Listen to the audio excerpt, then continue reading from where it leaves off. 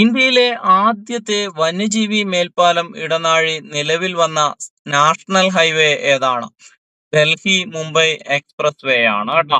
ഇന്ത്യയിലെ ആദ്യത്തെ വന്യജീവി മേൽപ്പാലം ഇടനാഴി നിലവിൽ വന്ന national highway Delhi Mumbai express വേ. ഇന്ത്യയിലെ ആദ്യത്തെ രാത്രികാല സഫാരി പാർക്ക് നിലവിൽ വന്നത് എവിടെയാണ്? ലക്നൌവിലാണ് കേട്ടോ. ഉത്തർപ്രദേശിലെ ലക്നൌവിലാണ് ഇന്ത്യയിലെ ആദ്യത്തെ രാത്രികാല സഫാരി പാർക്ക് നിലവിൽ വന്നത്. അമേരിക്കയിൽ നിന്നും ഇന്ത്യ വാങ്ങിയ ഹെലികോപ്റ്റർ ഏതാണ്? അപ്പാച്ചയാണ് കേട്ടോ. അപ്പൊ അപ്പാച്ചെ എന്ന് പറയുന്നത് ഹെലികോപ്റ്റർ ആണ്. അത് ഏത് രാജ്യത്ത് നിന്ന് വാങ്ങിയതാണെന്ന് ചോദിച്ചാല് അമേരിക്കയിൽ നിന്നാണ് കേട്ടോ. ഇനി 24ാമത്തെ ക്വസ്റ്റ്യൻ ശ്രദ്ധിക്കുക. സ്കൂളുകളിൽ കുടുംബശ്രീയുടെ നേതൃത്വത്തിൽ വിദ്യാർത്ഥികൾക്ക് ആരോഗ്യകരവും പോഷക സമ്പുഷ്ടവുമായ ലഘുഭക്ഷണം, പാനീയങ്ങൾ എന്നിവ നൽകുന്ന പദ്ധതി ഏതാണ്? മാ കെയർ സ്റ്റോർ. ഏതാണ്? മാ കെയർ സ്റ്റോർ ആണ്.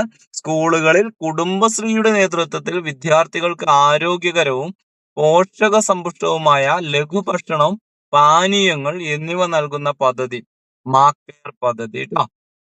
ബാറ്ററിയിൽ പ്രവർത്തിക്കുന്ന ലോകത്തിലെ ഏറ്റവും വലിയ കപ്പലായ ഹൾ 096 നിർമ്മിച്ച രാജ്യം ഏതാണ്? ഹൾ 096 നിർമ്മിച്ച രാജ്യമാണ് ഓസ്ട്രേലിയ. എന്താണ് അതിന്റെ പ്രത്യേകത? ഹൾ 096ന്റെ പ്രത്യേകത എന്താണ്?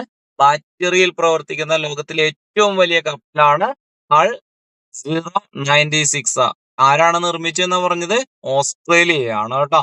Free style grand slam chess ടൂർണമെന്റിൽ സെമിയിലെത്തിയ ആദ്യ ഇന്ത്യൻ താരമാണ് അർജുൻ എരിഗാസി. ആരാണ്? അർജുൻ എരിഗാസിയാണ് free style grand slam chess ടൂർണമെന്റിൽ സെമിയിലെത്തിയ ആദ്യ ഇന്ത്യൻ താരം അർജുൻ എരിഗാസി.